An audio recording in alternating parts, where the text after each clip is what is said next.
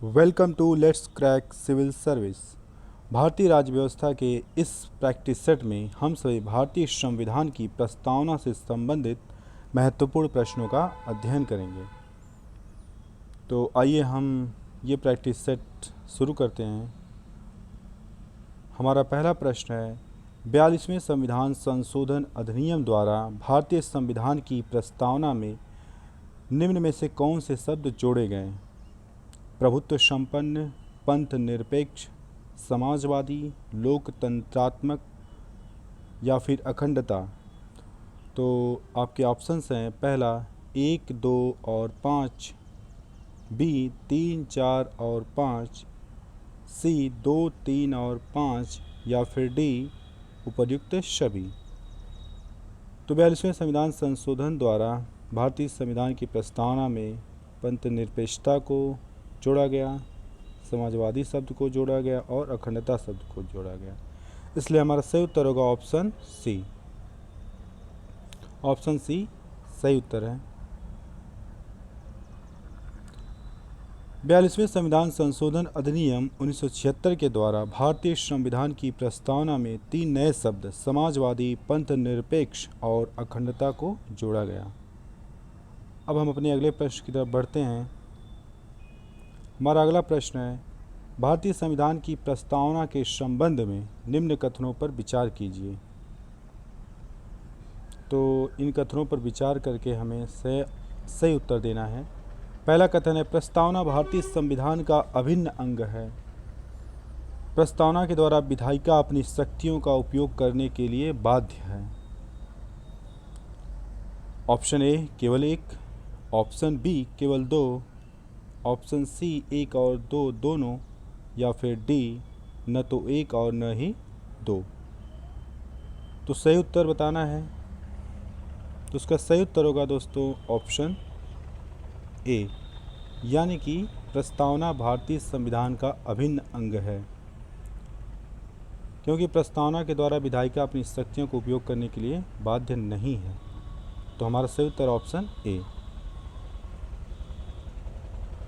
उत्तर है, Keshavananda Bharati case 1973, LIC of India case 1995 में सर्वोच्च न्यायालय ने कहा कि प्रस्तावना संविधान का अभिन्न अंग है। प्रस्तावना न तो विधायिका के लिए शक्ति का स्रोत है और न उस पर प्रतिबंध लगाती है। अब हम अपने अगले प्रश्न की तरफ बढ़ते हैं कि संविधान की प्रस्तावना के संदर्भ में निम्नलिखित कथनों पर विचार कीजिए। भारतीय संविधान लोकतांत्रिक और साम्यवादी दोनों प्रकार के समाजवाद की व्यवस्था करता है। दूसरा, भारतीय संविधान पंथ निरपेक्षता की सकारात्मक अवधारणा को मूर्त रूप देता है। तो संविधान की प्रस्तावना के संदर्भ में इन कथनों पर हमें विचार करना है और सही कोट का चयन करना है। तो पहला ऑप्शन है केवल 1, बी केवल 2, सी 1 और 2 दोनों, डी न तो 1 और न ही 2। तो सही उत्तर होगा इसका ऑप्शन बी, यानी कि भारतीय संविधान पंथ निरपेक्षता की सकारात्मक अवधारणा को मूर्त रूप देता है, क्योंकि भारतीय लोकतांत्रिक व्यवस्था समाजवादी प्रकार है, न कि साम्यवादी। इसका सही उत्तर है ऑप्शन बी। हमारे देश में सभी धर्मों को समान दर्जा दिया गया है, अतः भारतीय संविधान पंथ निरपेक्षता की सकारात्मक अवधारणा को मूर्त रूप देता है। भारतीय समाजवाद लोकतांत्रिक समाजवाद है।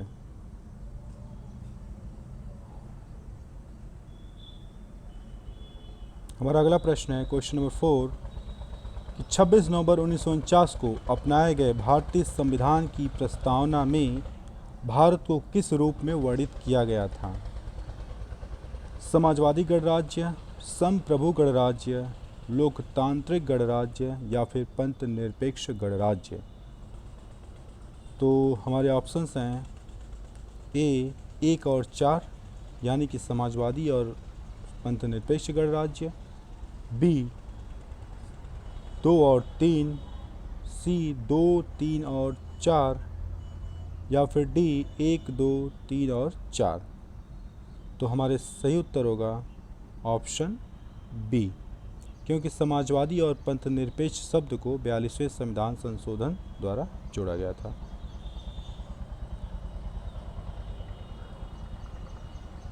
उत्तर बी होगा। 26 नवंबर 1949 को अपनाए गए भारतीय संविधान में भारत को संप्रभु व लोकतांत्रिक गणराज्य के रूप में अपनाया गया था।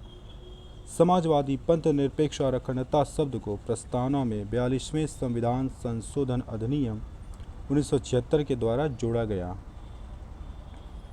अपने अगले प्रश्न की तरफ बढ़ते हैं। भारतीय संविधान की प्रस्तावना किसका संशोधित संस्करण है? पहला नेहरू रिपोर्ट, दूसरा अगस्त प्रस्ताव, तीसरा उद्देश्य प्रस्ताव या फिर डी इनमें से कोई नहीं। तो हमारा सही उत्तर होगा ऑप्शन सी यानी कि उद्देश्य प्रस्ताव। उद्देश्य प्रस्ताव का संशोधित संस्करण ही भारतीय संविधान की प्रस्तावना का निर्माण करता है। हमारा अगला प्रश्न है, संविधान सभा ने कब उद्देश्य प्रस्ताव को स्वीकार किया था? 22 जनवरी 1947, 22 जनवरी 1946, 13 दिसंबर 1946 या फिर डी 26 नवंबर 1949। तो उद्देश्य प्रस्ताव को संविधान सभा ने 22 जनवरी 1947 को स्वीकार किया था, इसलिए हमारा सही उत्तर होगा ऑप्शन ए।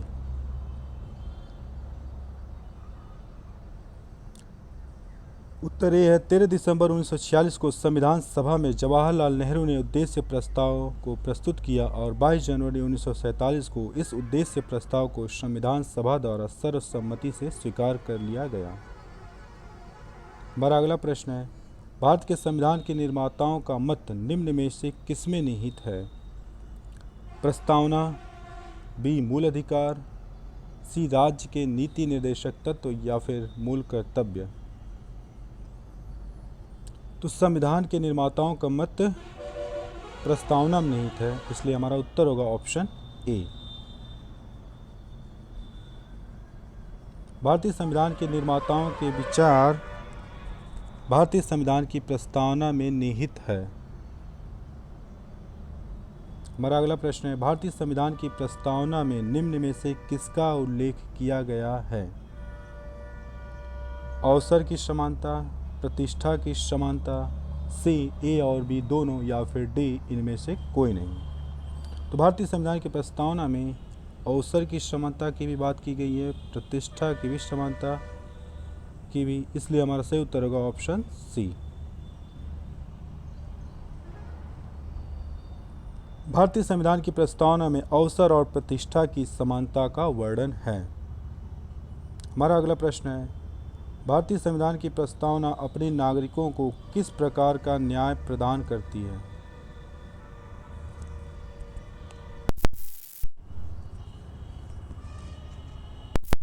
न्याय, आर्थिक न्याय, राजनीतिक न्याय या फिर मनोवैज्ञानिक न्याय।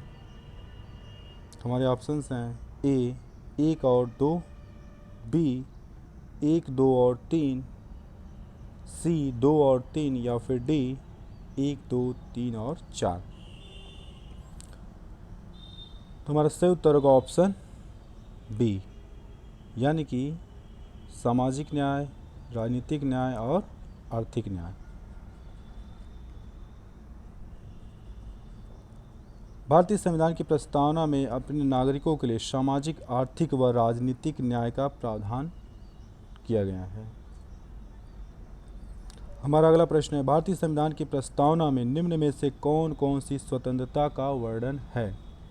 विचार, अभिव्यक्ति, विश्वास, धर्म और उपासना। तो हमारा ऑप्शंस हैं 1, 2 और 3, बी 4 और 5, सी 1, 4 और 5 या फिर डी उपर्युक्त सभी। तो भारतीय संविधान की प्रस्तावना में नागरिकों के लिए विचार की स्वतंत्रता, अभिव्यक्ति की स्वतंत्रता, विश्वास की स्वतंत्रता, उपासना की स्वतंत्रता और धर्म की स्वतंत्रता, इन सभी का उल्लेख किया गया है, इसलिए हमारा सही उत्तर होगा ऑप्शन डी।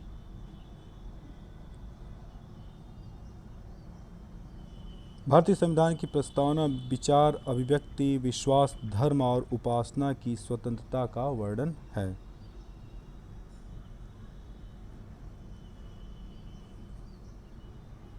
क्वेश्चन नंबर 11, प्रस्तावना में संविधान का क्या निहित है? साम्यवादी दर्शन, नास्तिक राज्य, मूल दर्शन या फिर प्रत्यक्ष लोकतंत्र? तो हमारा सही उत्तर होगा ऑप्शन सी, यानी कि मूल दर्शन।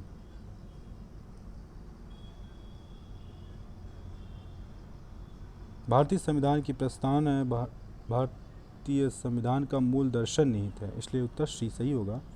प्रस्तावना में भारतीय संविधान के आदर्शों उद्देश्यों का वर्णन है, अतः इसमें भारतीय संविधान का मूल दर्शन निहित है। हमारा अगला प्रश्न है क्वेश्चन नंबर 12, भारत में लोकतंत्र का कौन सा स्वरूप प्रचलित है? प्रत्यक्ष लोकतंत्र, अप्रत्यक्ष लोकतंत्र, सी दोनों का मिला जुला स्वरूप या फिर डी उपर्युक्त में से कोई नहीं? तो इसका सही उत्तर होगा अप्रत्यक्ष लोकतंत्र।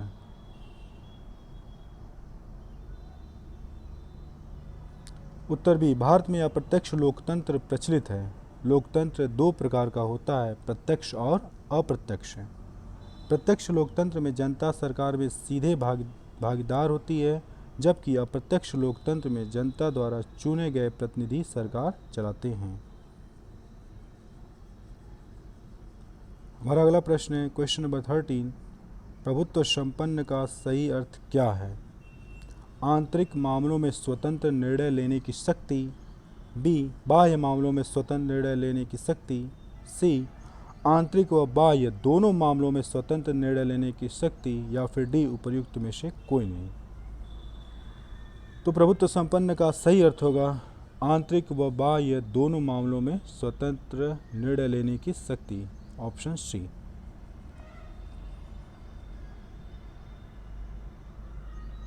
ऑप्शन सी, प्रभुत्व संपन्न का सही अर्थ है अपने आंतरिक व बाह्य दोनों मामलों में बिना किसी बाहरी दबाव के स्वतंत्र निर्णय लेने की शक्ति। हमारा अगला प्रश्न है क्वेश्चन नंबर 14, 42वें संविधान संशोधन अधिनियम द्वारा प्रस्तावना में कुछ नए शब्द जोड़े गए हैं, उनका सही अनुक्रम है? समाजवादी, पंथ निरपेक्ष और अखंडता, समाजवादी, अखंडता और पंथ निरपेक्ष, पंथ निरपेक्ष, अखंडता और समाजवादी, या फिर डी अखंडता, समाजवादी और पंथ निरपेक्ष? तो इसका सही अनुक्रम होगा समाजवादी, पंथ निरपेक्ष और अखंडता, यानी कि ऑप्शन ए सही है।